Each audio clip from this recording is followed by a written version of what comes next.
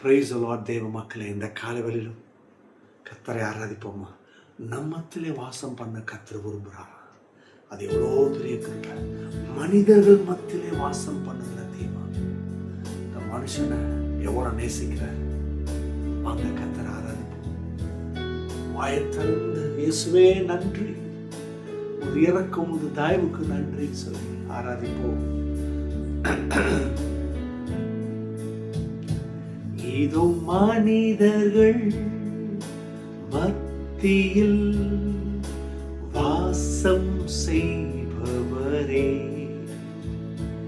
எங்கள் நடுவிலே வசித்திட விரும்பிடும் தெய்வமே. இதோ மனிதர்கள் மத்தியில் வாசம் செய்பவர், ஆமென். எங்கள் நடுவிலே வசித்திட விரும்பிடும் தெய்வமே. உமக்கு சிங்காசனம் அமைத்திட உம்மை துதிக்கிறோம் இயேசுவே. பரிசுத்த அலங்காரத்துடனே உம்மை தொழுகிறோம் இயேசுவே. உமக்கு சிங்காசனம் அமைத்திட உம்மை துதிக்கிறோம் இயேசுவே. பரிசுத்த அலங்காரத்துடனே உம்மை தொழுகிறோம் இயேசுவே. எங்கள் மத்தியில் உலாவிடும் எங்களோடென்றும் வாசம் செய்யும். கேட்போமா? எங்கள் மத்தியில் உலாவிடும் எங்களோடென்றும் வாசம் செய்யும் தெய்வமே. எங்கள் மத்தியில உலாவுங்கப்பா, எங்களுடைய வாஞ்சை. நீர் எங்கள் மத்தியில இருப்பீர் என்று சொன்னால், உலாவுவீர் என்று சொன்னார் தேவனே, அது எங்களுடைய வேலை. நாங்கள் இன்னும் உங்களை அறிந்து கொள்ள, உண்மையில வளர, கனி கொடுக்க, சாட்சியாக ஜீவிக்க எங்களுக்கு உதவுங்க. உங்க பிரசனத்தை வாஞ்சிக்கிறோம். இன்னைக்கு முதல் பிள்ளைகளாகி எங்களை சகாயத்தினால, கனத்தால், சத்துவத்தினால இடக்கட்டுங்க.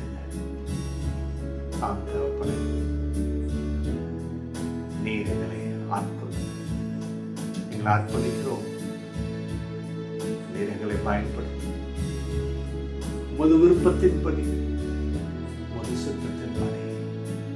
அதுதான் எனக்கு மேன்மை, அதுதான் எனக்கு கனம், அதுதான் எனக்கு மிகுந்த சந்தோஷம். கர்த்தரை ஆராதிப்போம். கர்த்தர் இடத்துல அர்ப்பணிங்க. பெரிய காரியங்கள் கர்த்தர் செய்வார். ஆமென், ஆமென். ஹல்லேலூயா, பிரைஸ் தி லார்ட். தேவ பிள்ளைகளே, இன்றைக்கும் நாம் உபாகமும் 2ஆம் அத்தியாயம் 7ஆம் வசனம், அந்த வசனத்தில் பின்பகுதியை பார்ப்போம். இந்த 40 வருஷமும் உன் தேவனாய கர்த்தர் உன்னோடு இருந்தார், உனக்கு ஒன்றும் குறைபடவில்லை என்று சொல் என்றார். இதனுடைய பின்னணியை பார்ப்பீங்கன்னு சொன்னா, இது மோசே ஃபைனல் ஸ்பீச், அவருக்கு ஃபேர்வெல். ஏன்னா அதுக்கப்புறம் அவர் இஸ்ரேல் மக்களோடு கூட பிரயாணப்படலை.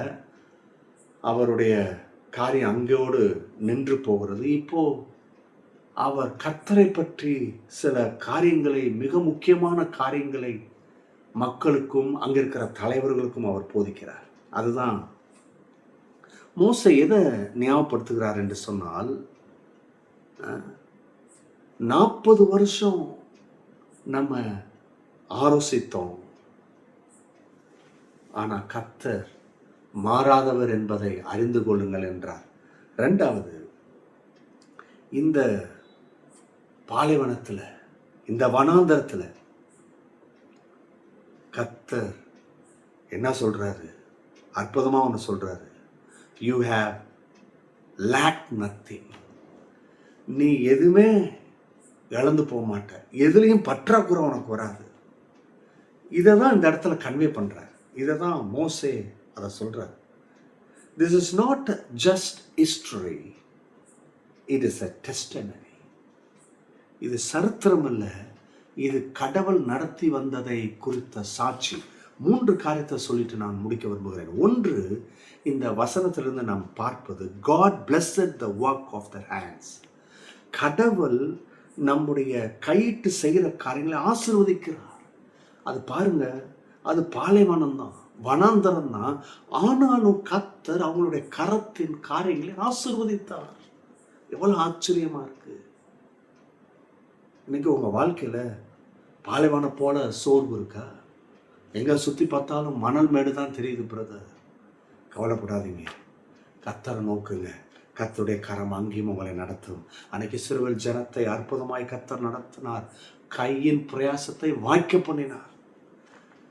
Even in the wilderness, God prospered them.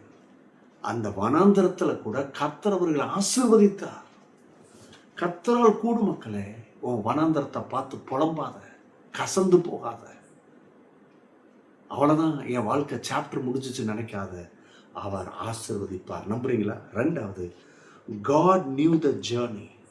கர்த்தருக்கு தெரியும் இவங்க எப்படி பிரயாணப்பட்டு வராங்க இல்லையா? நிறைய போராட்டம் இல்லையா?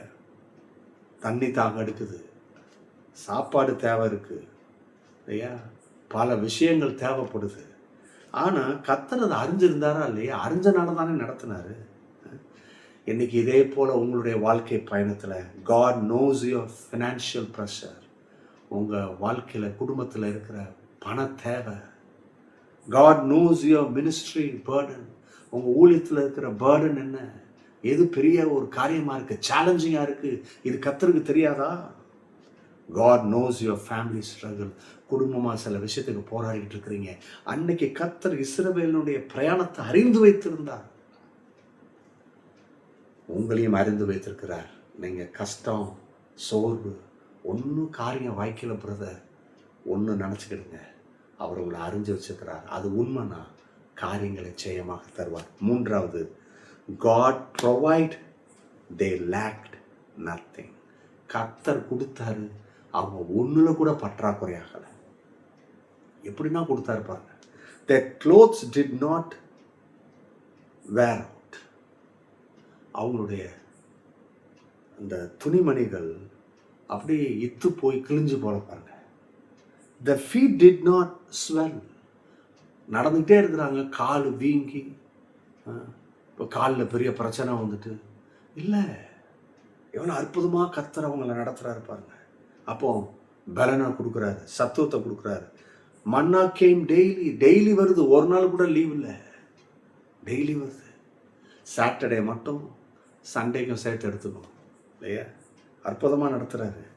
Water flowed from the rock. கண்மலையிலிருந்து தண்ணியை கொடுக்குறாரு. அப்போ ஏன் இதெல்லாம் உங்களுக்கு சொல்கிறேன்? இன்னும் சொல்லிக்கிட்டே போனால் மேஜரான காரியத்தை எடுத்து சொல்கிறேன். கர்த்தர் உங்களே நடத்துவார், ஒரு பற்றாக்குறை வராது. கர்த்தரை நம்புறீங்களா? இந்த நாளிலும் அவருடைய பிரசனம் உங்களை வழி நடத்தும். ஆகவே தான் இந்த வசனத்தை உங்களுக்கு கொடுக்குறேன் இல்லையா? நீங்கள் ஒன்று குறையப்படவில்லை என்று சொல் எண்ணுகிறார். அதே போல் சொல்கிறேன், நீங்கள் ஒன்றுத்துலேயும் குறையப்பட மாட்டீங்க. God bless you. Bye-bye.